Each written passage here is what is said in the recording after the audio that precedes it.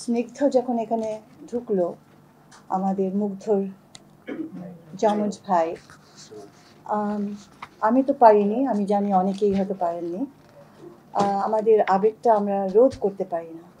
তো এটা আমাদের প্রথম, আপনাদের সাথে দায়িত্ব নেওয়ার পর আমাদের প্রথম ব্রিফিং। আপনারা ভূমিকা দেব না, কিন্তু বুঝতেই পারছেন যে এই দায়িত্ব নেওয়ার পরে আমাদের ওপরে যে বিশাল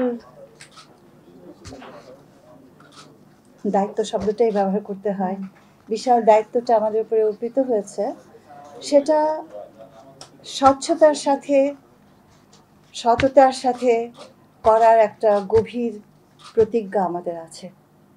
আজকেও দেখবেন যে পত্রিকায় আমাদের চিফ অ্যাডভাইজার, প্রধান উপদেষ্টা বলেছেন যে এই যে বাচ্চারা, এদেরকে আমরা বাচ্চাই বলি, যারা এত আন্দোলন করলে, এই বাচ্চাদের স্বপ্ন পূরণে আমরা প্রতিজ্ঞাবদ্ধ, এবং সেই কথাটি কিন্তু আমরা কেউ এক মুহূর্তের জন্য ভুলি না।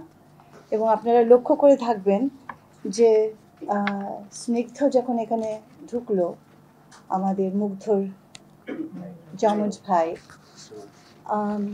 আমি তো পারিনি, আমি জানি অনেকেই হয়তো পারেননি। আমাদের আবেগটা আমরা রোধ করতে পারি না, কারণ আমাদের চোখের সামনে ভেসে ওঠে কি বড় আত্মত্যাগ এই বাচ্চাগুলো দিয়েছে। আমি তো ৭১ও দেখেছি, আজকে ২৪ দেখছি। সেটা ছিল একরকম, এটা আরেক রকম। কিন্তু দুটো কথা আমার মাথার মধ্যে খুব মনে হয় যে ৭১-এর যে মুক্তিযোদ্ধারা ছিলেন, তাদেরই উত্তরসূরি কি এরা নয়? তাদেরই উত্তরসূরি। আমি তো এভাবে ভাবি আমার মনের জগতে, যে এটা যেন একটা পুনর্জন্ম।